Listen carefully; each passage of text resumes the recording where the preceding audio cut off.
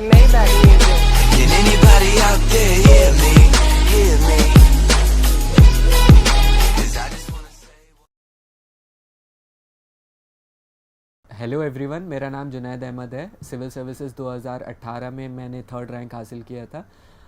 और अभी जैसे कि प्रीलिम्स में 20-22 दिन बचे हैं, तो आई थिंक कि मैं एक वीडियो बनाऊं जिसमें जो एस्पिरेंट्स हैं जो एग्ज़ाम लिख रहे हैं उनको उन चीज़ों के बारे में बताऊं जो उनको करनी चाहिए और जो नहीं करनी चाहिए इस टाइम पीरियड में, क्योंकि ये टाइम पीरियड बहुत इंपॉर्टेंट हो जाता है। तो प्रीलिम्स के पर्सपेक्टिव से जो सबसे पहली इंपॉर्टेंट चीज़ है वो ये है कि आपको इस पीरियड में ज़्यादा से ज़्यादा क्वेश्चंस लगाने हैं। टेस्ट सीरीज़ आपको लगानी है। ये आपको एक आइडिया देते हैं कि वहाँ पे एग्ज़ाम में आपको किस तरीके के क्वेश्चंस आएंगे, आपको उनको कैसे हैंडल करना है। और इससे क्या होता है, आपका एक तरह से रिवीजन भी होता है। जो चीज़ें आपने पढ़ ली हैं जब वो क्वेश्चन के फॉर्म में आती हैं, तो जहाँ पे मिसिंग लिंक्स होते हैं वो आप कवर अप कर सकते हो। तो ये चीज़ आपको हेल्प करती है इस चीज़ में। तो आपको टेस्ट सीरीज़ ज़्यादा से ज़्यादा लगानी है, क्वेश्चन ज़्यादा से ज़्यादा लगाने हैं। दूसरी चीज़ सबसे इम्पॉर्टेंट क्या है कि आपको वहाँ पे टाइम मैनेज कैसे करना है, वो बहुत इंपॉर्टेंट हो जाता है। क्योंकि जो 2 आवर्स में आप 2 आवर्स में आप करते हो वहाँ पे, वो डिपेंड करेगा कि आप सेलेक्ट होगे या नहीं होगे। क्योंकि मैंने ऐसे कुछ लोगों को देखा है जो टेस्ट सीरीज़ में बहुत अच्छा कर रहे थे बट वहाँ पे जाके नहीं कर पाए, क्योंकि ओनली रीज़न कि वो उतना काम कंपोज नहीं रह पाए और वो वहाँ पे प्रेशर में आके उन्होंने सब चीज़ें गड़बड़ कर दी। तो ये चीज़ें आपको बहुत ध्यान रखनी है। ऐसा मैंने एग्जांपल्स देखे जो अटेम्प्ट किया लेकिन 60-65 क्वेश्चंस अटेम्प्ट करें और बाद में जब उन्होंने काउंट करें तो उनको रियलाइज़ हुआ कि बहुत कम अटेम्प्ट करें। तो ये क्या होता है कि प्रेशर होता है वहाँ पे। ऐसे ही ओमार शीट में बहुत सारी गलतियाँ हो जाती हैं कभी कभी, आप जब फिलअप कर रहे होते हो, तो ये सब भी प्रेशर के अंदर होता है। तो आप जितना काम कंपोज रहेंगे उन 2 आवर्स में, वो बहुत हेल्प करेगा आपको एग्ज़ाम क्लियर करने में। तो इसके लिए बहुत ज़रूरी है कि आप जब एग्ज़ाम के लिए जाएं तो at least 2 hours at least half an hour पहले वहाँ जाके बैठें और अपने एक कंपोज्ड उसमें आप अपना एग्ज़ाम लिखें।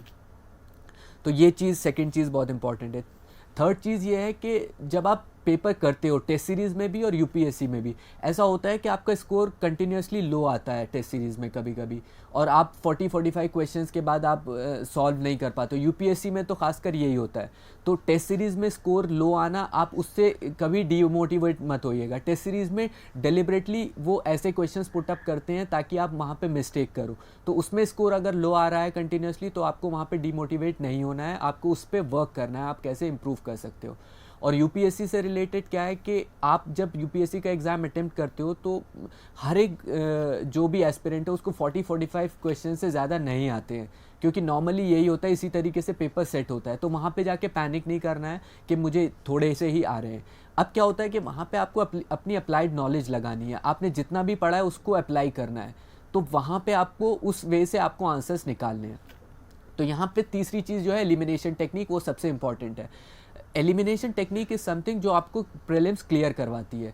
जितने भी क्वेश्चंस आते हैं, उनके जो ऑप्शन सेट होते हैं, उनके जो स्टेटमेंट सेट होते हैं, उनमें आपको ऑब्वियस रॉन्ग चीज़ें ढूंढनी है। उसमें यूपीएससी हिंट देता है कि क्या चीज़ नहीं हो सकती है, ऐसे ही डेलिबरेटली वो स्टेटमेंट्स पुट अप करता है। तो वो आपको काटना है। आप जितने ज़्यादा वो चीज़ काटोगे उतने ज़्यादा आप आंसर पे पहुँच सकते हो।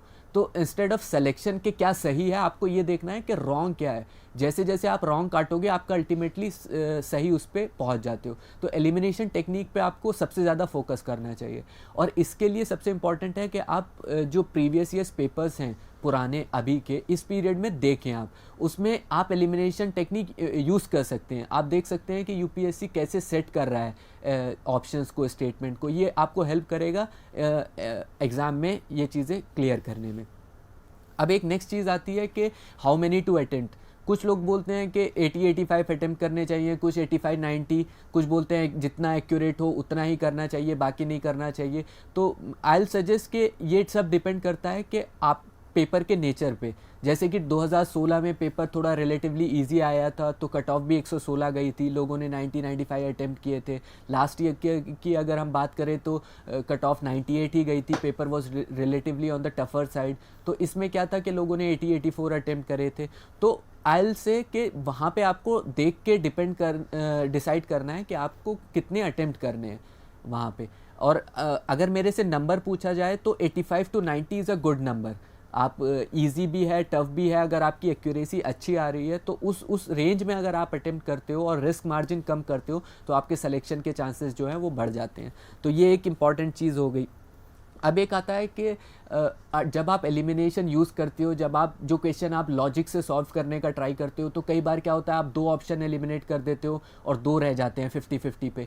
तो ये आपको ध्यान रखना है कि अगर आप 2 ऑप्शन एलिमिनेट कर रहे हो तो आपको वो क्वेश्चन अटेम्प्ट करना है किसी भी तरीके से, क्योंकि वो रिस्क मार्जिन वहाँ कम हो जाता है और आपके चांस मार्क्स आने के वो बढ़ जाते हैं। तो 50-50 में जहाँ पे भी आता है वो most of the questions you have to attempt, आपको ज़्यादा अटेम्प्ट करने हैं, आपको ये देखना है ताकि आपका जो है मार्क्स ऊपर आ सके। क्योंकि रिलेटिवली क्या होता है कि 90-95 मार्क्स लाना एग्ज़ाम्स में बहुत इजी होता है, बट उसके बाद एक एक मार्क ऊपर करना बहुत डिफ़िकल्ट हो जाता है। तो ये चीज़ आपको ध्यान रखनी है।